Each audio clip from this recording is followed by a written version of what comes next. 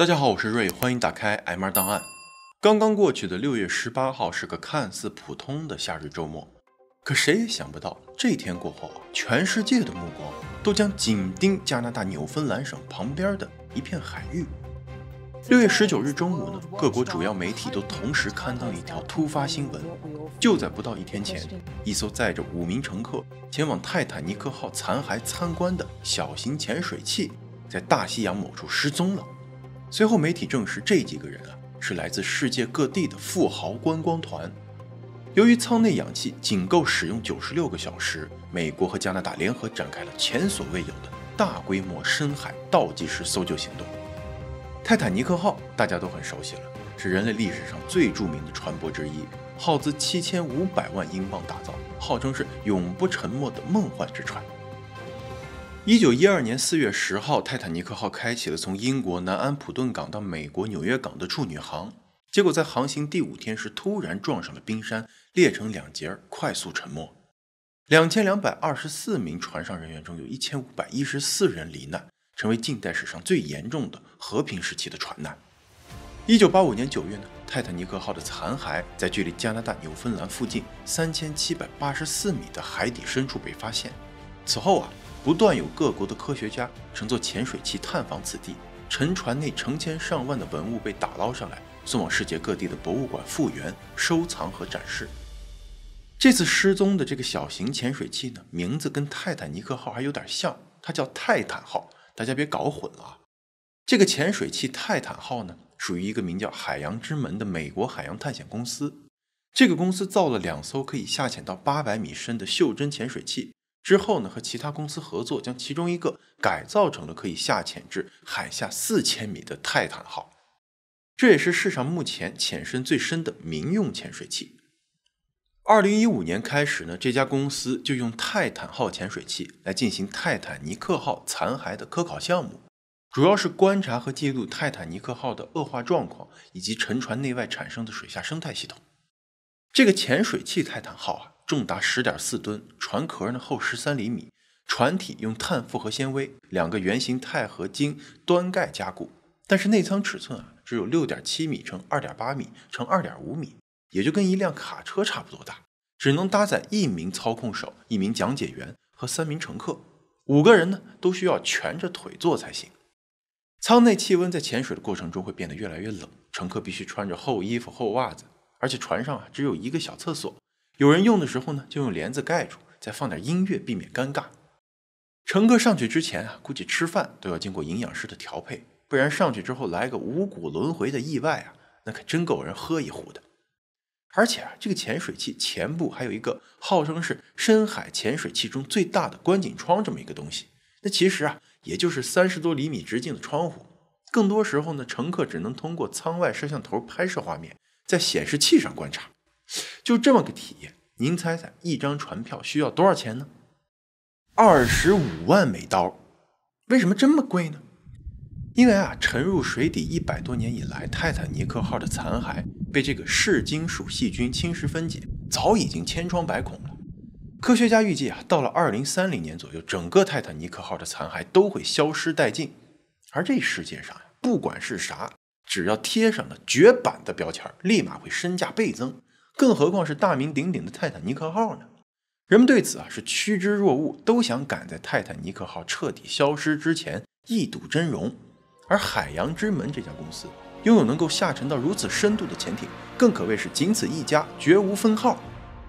但是潜水器和潜水艇可不是一回事。这个泰坦潜水器基本不具备自主航行的能力，在水下呢是靠4个外置的电动马达推动，不仅航程短，速度还很慢，最大时速 5.6 公里每小时，也就跟咱平时走路的速度差不多，你步子稍微迈大点就比它速度快了。所以每次下潜必须还有个母船带着它到海上的某个地点，然后呢和发射平台一起释放，以55米每分钟的速度下降。那它转弯什么的全靠一台逻辑游戏手柄改造的控制器来完成。在水下泰坦号没有 GPS 定位，只能靠跟地面上的船只通讯，发出地点的坐标来达到所谓的实时监控。那这又是游戏手柄改造，又是没有 GPS， 它动力还很弱，是不是听着就十分不靠谱但是海洋之门的 CEO 呢，却对此信心满满，表示这个潜水器是华盛顿大学的顶级专家参与设计，跟波音公司联手打造，并且还有 NASA 的技术支持，绝对安全。而且每次下水还会配备一个经验丰富的操纵员，他的水平可比飞行员是只高不低。因为海洋深处是绝对的黑暗，在水下1000米以下的地区呢，即使再强的光线也很难穿透很远。而泰坦尼克号的残骸呢，在水下3800米的地方，所在的区域是永久黑暗的午夜区此前探索过残骸的人呢，在讲述下潜经历的时候描述我们在绝对的黑暗中持续下潜2个小时，直到海床忽然出现在潜水器的灯光下。抵达水底后呢，潜水器的光线只能照到几米远，因此在这里非常容易迷失方向。在这个深度上潜行是一项非常有挑战的任务。虽然抵达海底后知道泰坦尼克号就在附近，但那儿一片漆黑我们不得不在海底一阵摸索，最后花了90分钟才找到它。而找到它之后才发现，它就在离我们不到500米远的地方。加东时间6月18号的中午加拿大科考船极地王子号，也就是母船，携带着这个泰坦号出海释放。泰坦号在被释放后1小时45分钟就突然与母船失联了。失联时候信号显示，当时泰坦号就在泰坦尼克号上方几百米。到了19号中午已经过去了1天的时间，泰坦号还没和母船联系上，看来是真的出事了，而且事情还很严重。为什么呢？因为这个泰坦号它缺乏自救的能力，它的舱门是从外面锁死的，里面人根本打不开，只能等待外面的救援。而泰坦号携带的紧急供氧设备最多只能够5个人使用96个小时，这还是假定这里面这5个人不会惊慌失措，能够保持呼吸平稳的状态。所以救援时间非常紧迫，任务非常艰难。由于母船根本不具备这等救援能力，于是他赶紧联系了美国海岸警卫队。由此世界各大新闻媒体得到了消息，开始大面积报道，并纷纷联系海洋之门探险公司的 CEO， 想让他出来说几句。然而他们发现无论是谁动用什么关系都联系不上他。正当大家以为这个 CEO 因为事态严重而躲起来了的时候，海洋之门探险公司透露自家的 CEO 也在这艘失踪的潜水器上，他是真的失联了。6月20号，泰坦号上5个人的身份都被揭晓了，个个都大有来头。毕竟能付得起一张25万美金船票的人肯定不是普通人。咱们先说说这位 CEO Stockton Rush。Stockton 呢是来自旧金山一个非常富裕非常有名的老钱家庭 Old Money。他的外祖母 Louise Davis 是著名的慈善家，旧金山路易斯戴维斯交响音乐厅正是以他的名字命名的。Stockton 的爷爷是独立宣言签署人的后代，父亲家族这边后来还出过一位内战指挥官和一位美国司法部长。这样的家庭条件让 Stockton 非常自信且果断敢干。他从小想开飞机，18岁就获得了商业飞行员执照。1980年入学顶级学府普林斯顿大学，获得了航空航天工程学士学位。大学毕业后他担任了 F-15战斗机项目的飞行测试工程师，随后又在美国爱德华兹空军基地做了2年雷达测试和反导弹项目。他曾经的梦想是成为第1个登上火星的人，但是因为 NASA 的火星登陆计划无限期搁置而被迫放弃。之后他又去到加州大学伯克利分校，并于1989年获得了 MBA 学位。从伯克利毕业之后他的兴趣突然从翱翔蓝天变成了探索大海。不知道这个转变和他的妻子 Wendy 是不是有关Stockton 呢是在1986年和 Wendy 结婚的，1989年他就开始搞这个潜水器了。而 Wendy 恰好是泰坦尼克号遇难者 Strauss 夫妇的玄孙女。大家还记不记得电影中有一对老夫妻在床上相拥等待死亡的凄美镜头，就是以他们为设计原型的。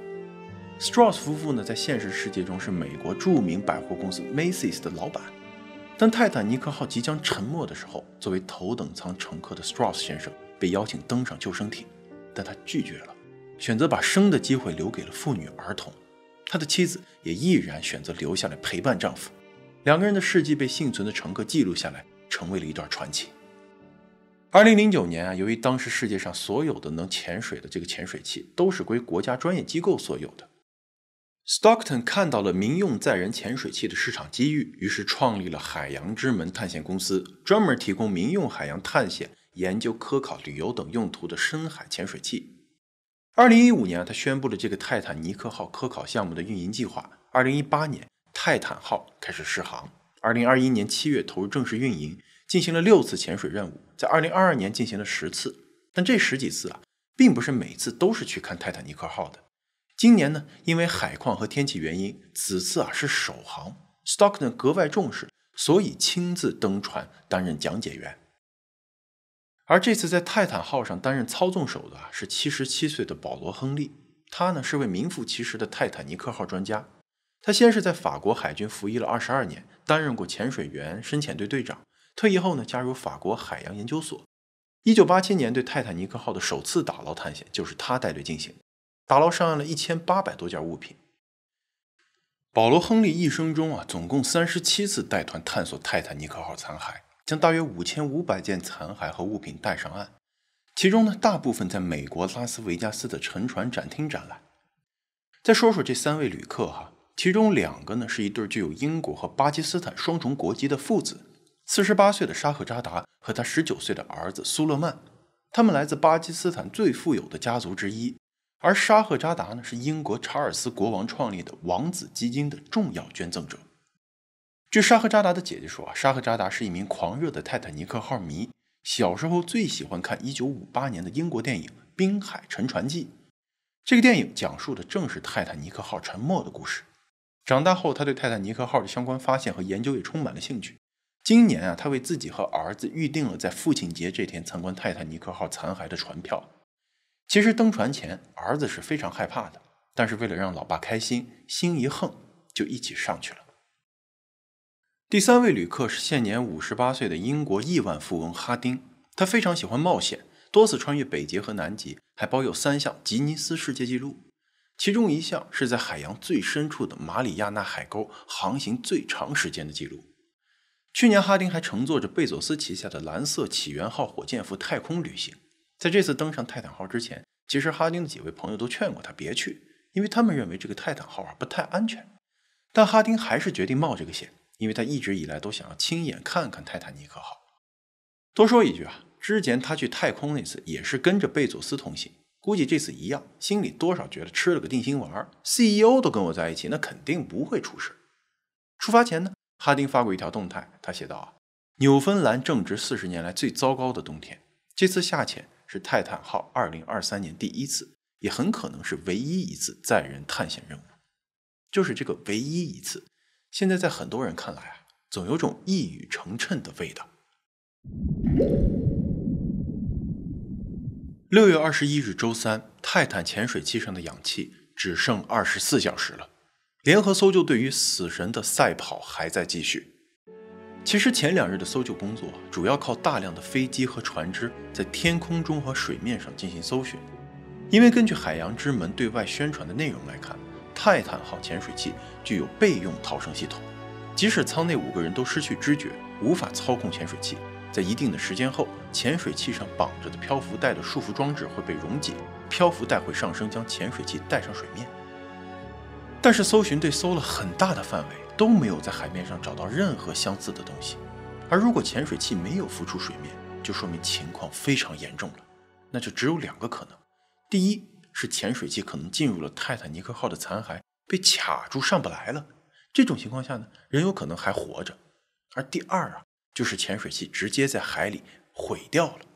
如果是这样的话，乘客基本上没有生还的可能。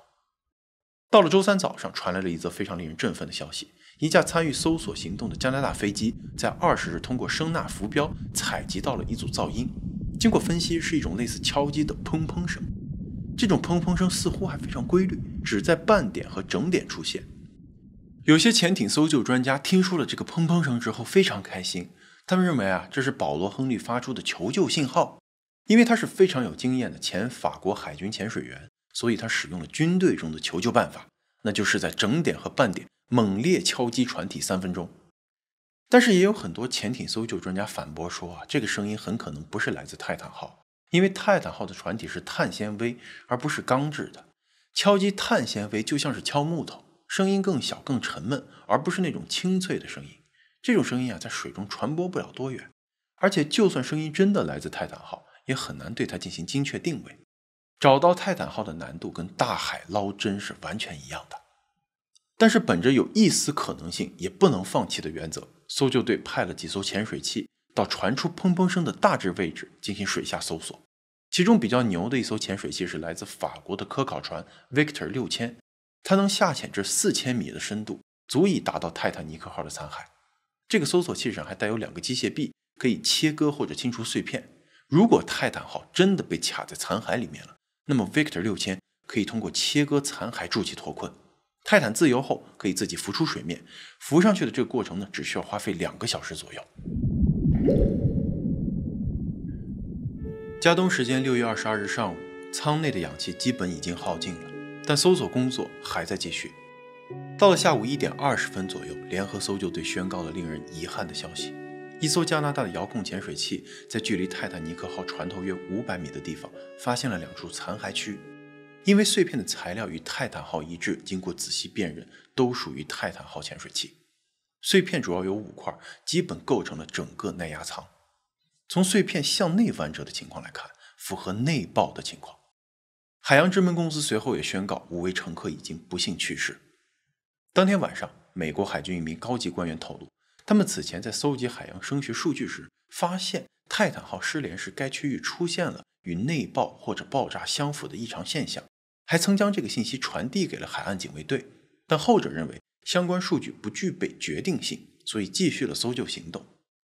如果这个消息是真的话，那么泰坦号可能在失联的那一刻就已经发生了内爆。什么叫内爆呢？内爆啊，指的是物体由于被挤压而突然向内坍塌。泰坦号出事的地方，水压大概有40兆帕的压力。这么说大家没概念啊，换个方式说呢，就是1平方厘米的地方，指甲盖那么大小，承受了400公斤的压力。在这么强的压强下，任何微小的缺陷或者破损都可能导致内爆。事实上，无论是潜水艇还是潜水器，发生内爆的例子并不罕见。1963年，美国名为长尾鲨的核潜艇在距离马赛诸塞州海岸附近的深海发生了内爆，导致129名水手死亡。2014年，名为海神星的无人潜水器在探索新西兰东北部马德克海沟的时候也遭遇了内爆。内爆的发生一般在毫秒之间，因而内爆导致的死亡也是瞬间的，带来的痛苦几乎来不及被遇难者感受到，比在一片黑暗中慢慢等待氧气耗尽总要好一些。可是虽然如此呢，并不是说这样的死亡就是可以被接受的，尤其是目前的调查结果显示，这场事故很大程度上是人祸导致的。这是怎么回事呢？关于泰坦号的内爆原因，目前的主要猜想有4个。首先是选材问题。通常啊，潜深较深的潜艇和潜水器的耐压舱都是钛金属做的，有的甚至是比钛金属强度还要高10%的马丁钢合金打造的，就比如俄罗斯的和平号。而泰坦号的耐压舱用的是碳纤维做的，两端再用钛金属加固。这个钛金属啊，它弹性比较好，在承受巨大压力的时候呢，会略微收缩，恢复大气压时又重新恢复原状。而碳纤维材料则不具备这样的弹性，所以这2种材料在不同压力的表现下产生任何细微的差异，都可能导致潜水器结构的完整性出现问题，从而引发内爆。第2个猜想是船体在过去的探险中已经受到了损坏，但没有及时发现。根据海洋之门的资料显示，泰坦号潜水器曾无意中进行过深度超过6500米的下潜，或许在这种超出自身承受范围的下潜深度时，已经导致材料出现了某种裂痕，但海洋之门的工程师们并没有检测出来。第3个猜想啊，是泰坦号本身存在着严重的设计问题。2018年，海洋之门前运营总监洛奇里奇认为啊，泰坦号的前端窗口的玻璃存在着很大的安全隐患，因为这块玻璃认证的承压能力仅为1300米的水深，因此下潜至4000米水深肯定不安全啊！要是被压爆了，不就完蛋了吗？所以他建议公司进行相关的测试和改进，但是 CEO Stockton 不接受这一说法，反驳称这位运营总监根本就不是工程师，提出的意见不具备任何的专业性。结果不仅解雇了洛奇里奇，还把人家告上了法庭。第4个猜想啊，是泰坦号上的电池出了问题，比如电池爆炸导致船体受损，导致内爆。在2021年和2022年泰坦号都出现过电池故障。在2022年7月的一次泰坦尼克号之旅中，原本乘客们要在水下待4个小时，结果他们仅待了1个小时的时候，电池电量不知道什么原因突然快速下降，2块电池中1块电池电量完全耗尽，另一块只剩下40%，所以他们不得不提前结束旅程返回水面。而且在那次下潜中呢，也发生了通讯中断的故障，他们在下潜到1000米的时候就失去了与母船的联系，而等到泰坦号与母船联系上的时候，它已经下潜至6500米的地方。或许正是因为以前也出现过失联现象，所以这次泰坦号失联呢，母船并没有及时求助。其实对于这些潜在的问题和危险，海洋之门公司自己也是知道的。海洋技术协会也曾经写信给 CEO， 警告他不要贸然将实验性的潜水器用于商业性质的载人旅行用途，一旦出事后，后果不堪设想。而 CEO 和他的公司呢，没有选择解决这些问题和隐患，反而是让乘客签署了免责声明，也就是生死状。他在2022年的一档节目中还说，如果你只想安全，那就不要起床，不要开车，什么都不做最安全。也许你会问啊，为什么泰坦号问题这么多，它还能继续运营呢？这其实是因为啊，它是在国际水域运营的，所以也没有哪个国家的法律能够真正的约束它。对于这起事故呢，泰坦尼克号电影的导演詹姆斯·卡梅隆总结得很好。他说，泰坦尼克号和泰坦号事故有惊人的相似之处，那就是船长过于自信，忽视他人的警告。100多年前，泰坦尼克号的船长多次被警告前方有冰，然而他无视警告，在无月的夜晚全速驶入冰原，撞上冰山。而泰坦号的老板呢，被多次警告泰坦号潜水器太过实验性，设计有缺陷，不应该载人，但他也没有理睬啊。现在 CEO 已死，他个人无法再承担更多的责任，但海洋之门公司的麻烦才刚刚开始。加拿大皇家骑警和美国国家运输安全委员会近日相继表示，将进行事故调查。另外，即使乘客签署了免责声明，如果有证据表明存在严重过失或未充分披露风险，免责声明也不能真的让海洋之门免于赔偿责任。在泰坦号悲剧发生之后啊，网上的讨论或者说争论非常多。不理解冒险行为的人呢，会觉得有钱人钱都烧得慌 ，no 作 no die 啊。毕竟在很多人的认知中，都那么有钱了，为什么不好好享受生活，非要把自己塞进那个狭小的罐子里，最终丧命海底，尸骨无存，图什么呀？但是也有人认为啊，人生来向往自由，不管是翱翔蓝天还是畅游海底，对极限的挑战都是一种天性的驱使，对自我的突破值得被尊重。只是绝大部分老百姓啊，没有时间精力，更没那个财力去完成这样的梦想。不过咱普通人呢，也有普通人的玩法。比如说啊，你要是对泰坦尼克号也非常感兴趣的话，倒也不必跑到3800米深的海底，再搭上25万一张的船票。咱们前面提到的那个美国拉斯维加斯的那个沉船展厅，里面不仅有1:1复刻的船内大厅，还有全息投影，真实还原船体内部，让游客身临其境的感受从登上泰坦尼克号到撞上冰山沉没的全过程。门票的设计非常有意思，是一张船票，上面随机给出一个当年真实旅客的信息，包括乘客的名字、旅行目的、舱位等等。在游览出口处呢，有一面大白墙，可以去上面看到这位乘客的最后结局。门票只要30刀，在展厅里面能看能摸能留影，还有小纪念品相送。这个普通人的版本感觉也挺超值的嘛。只是无论如何啊，还是要对大自然存有一份敬畏之心。当年泰坦尼克是前车之鉴，如今的泰坦号又重蹈覆辙，因为有的事情终究是钱无法做到的。朋友们，在这期视频后期制作的过程中呢，这件事情又有了新的进展，所以大家看我这衣服发型都不一样了。怎么回事呢？6月22号的时候，不是有一个加拿大的遥控潜水器发现了泰坦号的残骸吗？经过几天的打捞到了6月28号，寻找泰坦号潜水器残骸的船只已经全部返航，残骸呢也已经被收集起来，准备送去分析。现场记者也拍到了工人们用防水布把残骸包裹起来，然后用起重机吊到卡车上的照片。照片里可以看到泰坦号凌乱的电线、破碎的着陆架，舷窗盖上也已经没有了那块存在着安全隐患的玻璃。调查人员本来压根没指望能从残骸里边发现遗体，毕竟内爆造成的破坏力足以碾碎一切血肉之躯。然而美国海岸警卫队却宣布他们在捞上来的潜水器残骸里找到了部分人类遗骸。美国医疗人员将对遗骸进行正式分析，但目前暂不能透露更多的消息。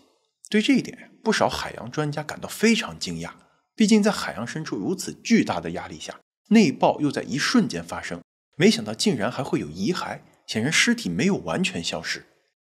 而科学家对人类遗骸的分析，或许将为揭开泰坦号失踪之谜提供至关重要的线索。感谢收看 M2 档案，如果您觉得视频还不错，别忘了点赞、订阅、转发支持一下。咱们下期再见。